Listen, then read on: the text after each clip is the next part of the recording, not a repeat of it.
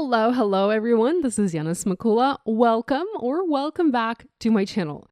This week is special because it is a members celebration week over at Spellbinders. So this week, for the first time ever, Spellbinders is releasing the past add-on free items that were included in the value bundle. They are releasing them individually for club members. If you have been following Spellbinders clubs in the past, if you are a club member, if you're a club subscriber, you know that there are different types of memberships. So there are individual memberships where there are 10 different clubs and you can select which club you'd like to subscribe to, like the small die, the large die, the glimmer, and all of that. And then if you want to subscribe to all 10 clubs, there is one value club membership called Deluxe Caboodle.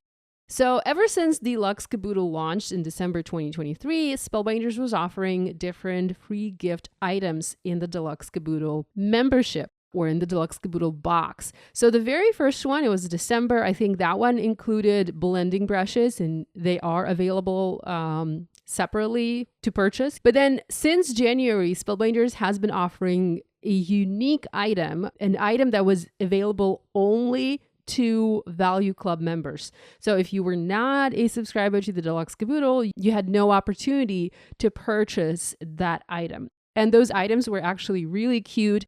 The January item was an awesome honey dipper that went really well with the honey jar. Then for February, we had this beautiful Better Press plate with a hummingbird and a sentiment. For March, we had a beautiful castle that works really well with the open book. That was, I believe that was the large die of the month. So the castle coordinated with the large die. In April, we had an add-on with sentiments. There were 3 sentiments, handmade for you, stitched with love, so many thanks. And those worked well with the stitching jar, which was, again, the large die of the month. The April add-ons included 2 different products. So there was a stencil that coordinates with the glimmer of the month. And then there was a set of sentiments that coordinated with other products, other designs for May. These are now available for purchase individually, but only to club members. If you are a club member, you can go ahead and purchase those free gifts if you missed them before. In this video, I'm using one of the add-ons, the stencil that coordinates with the May glimmer of the month, and I'm creating a beautiful card with a stunning oversized lily. So here's a look at the May stencil. This is the free gift item, and this coordinates with the glimmer of the month for May. So there are 2 layers designed to ink blend a beautiful lily. I'm going to start working on my card by foiling this beautiful image on Neenah Solar White 80-pound cardstock. Now you can foil it in the center. It takes center stage on a card beautifully. It fills an A2 background really well. Or if you want to be creative, you can actually foil it several times and fill an entire background, maybe have like a lily filled background. Totally up to you. I'm just going to do one lily, and I'm using Best Ever Craft tape to create a hinge. I've taped my plate in the center of my panel. I also cut a piece of foil to size. I have misplaced my good scissors from Spellbinders. I can't find them. As you guys know, my craft room is still in progress. I'm still organizing it. My craft room has finally moved to its final destination, but I'm still organizing and I'm still putting things away. And I have misplaced my foil scissors, so I had to use the other scissors. These are the Tim Holtz scissors for lefties. I am a lefty, and they do cut the foil well, but Spellbinders scissors are actually better for cutting foil because they just slice right through it. Anyhow, I'm using my Glimmer Hot Foil system to foil this image. If you are new to foiling, if you've never done foiling, oh my goodness, there is a world of crafting opportunities for you because foiling takes your cards to a whole new level and it makes everything look so beautiful. So I'm using Glimmer here. I'm just waiting for my machine to heat up the plate, and once that is done, I'm taking the platform out of the docking station and I'm sending it through my new purple Platinum 6 die cutting and embossing machine to apply pressure and transfer that beautiful foil onto the paper. And let's take a look. Yay, love it. So we have the foiling done on the panel. I am going to foil one more panel, and I am foiling that on a piece of scrap paper. So basically like thin printer paper. And the reason I'm doing this is I need to create a mask. So I'm foiling this image again. I will cut it out and I will use it as a mask. Now, I'm not using masking paper here because masking paper has adhesive, and we do not want to place any adhesive over foil because adhesive might pick up some of that foil. It might damage your foiling. So I'm using just regular printer paper. Using masking paper with adhesive on the back would have been 1,000 times easier. But again, we do not want to place any adhesive over our foiled image. Okay, let's go ahead and get some ink blending done. So here I'm using Waffle Flower Grip Mat. This is like the best thing ever invented for stencils. I have attached my panel onto the grip mat. It basically just grips onto the mat. And I've positioned my stencil. I'm also using little bits of plastic here and there to mask the other area of my paper, so that I don't accidentally get ink over there where where there shouldn't be any ink. I'm going to use 2 colors of ink from Simon Says Stamp to do ink blending. Now for my ink blending, I'm actually going to apply a solid layer of color. I do not want to have any transitions. I do not want the color to fade into white. I actually want to have heavy layer and solid layer of color. So I'm being very heavy-handed here. I'm using the Simon Says Stamp brush because those brushes pick up and transfer a ton of ink at once. Spellbinders brushes are fantastic if you want to have a little bit of ink. They work really well for that.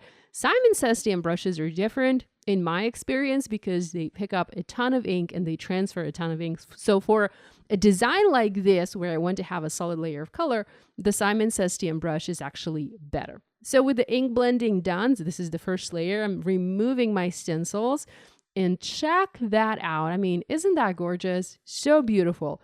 The stencils make it so easy to add color to the foiled image. You just need some inks, and we all have a ton of inks in our stash, and you just need a blending tool, a blending brush, or a blending tool to blend that ink from the ink pad onto the paper. So I'm now attaching the second stencil, and with that done, you do need to be careful. I mean, it does take a minute to align it properly, and do take that extra minute. Do be careful when you are aligning because the stencil is cut very closely to the image, and if you misalign it, you might get little white marks where you miss the ink blending. You can reposition your stencil then to fix that, but it's just better to position your stencil, to align your stencil the first time you are aligning it. So next I'm going to use a lighter color of ink. This is Peony. I'm using the same blending brush, but I did clean my blending brush before moving on to this color. I used a paper towel and I just rubbed it there. So again, heavy-handed, applying a ton of ink, and look at that. So beautiful. Now there's also a part of the stencil to ink blend the stem, and for that I'm using Simon Says Stamp Perfection ink, so just a nice green. It is my favorite green in my stash, and our ink blending of the flower is done. Next we have our mask, and we just need to cut it out and then use it to protect the ink blended flower to be able to ink blend the background. Cutting out the mask is a bit of a tedious process, but you cut it out once, and then if you are careful, you can kind of use the mask several times. So I did take a few minutes to cut it out. I'm not going to lie, it's not my favorite thing to do. I don't usually cut masks out of paper. I will do that on occasion when I really like the image, when I really like the design, and when I want to get creative. Like in this case, I want to be creative with my background. I want to do some ombre ink blending. So in cases like that, I will use my scissors. These, by the way, are the Spellbinders detail scissors. And oh my goodness, these are the best. So if you ever want to do some fussy cut a mask, or fussy cut a stamped image, these scissors will cut it like nothing else. I don't ever use any other scissors for cutting things out because They're very sharp, they're very detailed, and I get the best results when I'm using these scissors. So with the fussy cutting done, I placed my mask over my image. Now, the next step is very important. Because there's no adhesive on the back of the mask moves around freely. We do need to secure it in place. So what I'm going to do is I'm going to use pieces of best ever craft tape and I'm going to tape it onto my background. So I'm first going to work on the top of the background. So I taped just the bottom. Because the top is not really taped down, the ends of the petals, they're not taped down. There needs to be a directionality to my ink blending. I do have several shades of ink. I have Lime Licious, Perfection, and Field because I wanted to do a little bit of a gradient here. But you can just use one color of ink. It doesn't really matter. What does matter is the direction of your ink blending. You want to ink blend from the mask away into the paper because if you blend from the paper onto the mask, you are going to lift up those petals and you are going to get ink onto your ink blended flower, and we do not want to do that. So just make sure you are ink blending from the mask and toward the empty space on your panel.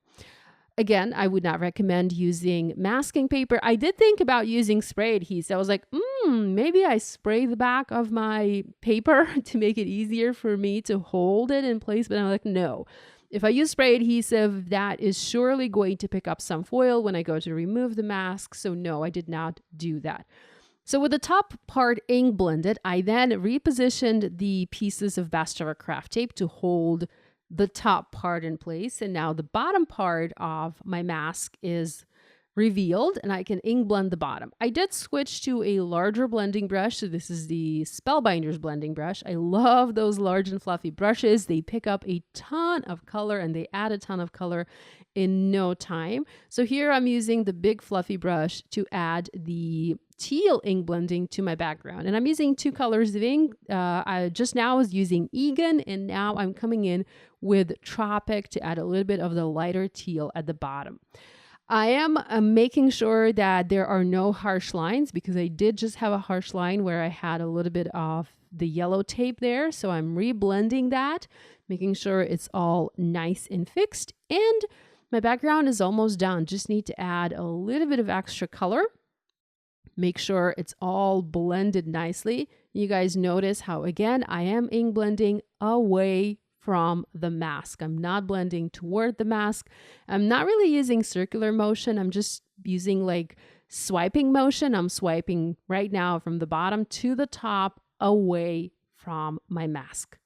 And let's reveal our background. Ooh, love it. I love the contrast. I love that there's green at the top. I love that there's blue at the bottom. And I love the vibrant pink. With that done, I want to add a little bit of splatter to my background. So here I have the Spellbinders Splatter White. I also have a water brush. I think this is the medium-sized water brush from my stash. And I have found that I get the best results when I'm using a water brush. I have tried doing this splatter with a regular paintbrush, dipping it in water, doing all the things, but I just never get that best result with a regular paintbrush. I do get much better results when I'm using a water brush. So I already have a little bit of water on the brush. I can control how much water I'm adding to the splatter white, and that just works better for me. Now, I did trim this background down slightly, so this is no longer an A2. I believe this is 3 3/4 by 5 inches. And I have foiled the sentiment. It's one of my favorite sentiments from Spellbinders. It's from a very old set. Well, not so old, but maybe like 3 years ago from the mailbox. I think it's Parcel and Post collection. So I foiled that in gold foil, the same foil that I used for my flower. I cut it out using a coordinating die. I have added thin foam adhesive squares to the back of my ink blended panel. I popped it up on an A2 card base made from white cardstock. And now I'm using foam adhesive strips. So these have the regular width to add my sentiment. And it says, kindly deliver to my favorite human. And my card is done. I will be back shortly with another video looking at my favorite August club products from Spellbinders. I only made 2 cards for August because, again, I was very busy with my home renovation and I had other things going on at work. So I haven't had the chance to explore the other club kits in detail, but I'm hoping to do that today. And maybe I will be back with the clubs video in a couple of days. I hope you enjoyed this video. Do pop over to my blog for more information. There is a giveaway happening over at the Spellbinders blog. Again, there is a blog hop, so you can hop along and be inspired and check out many beautiful projects by talented designers that are joining Spellbinders for this blog hop. Love you guys, and I'll see you again soon.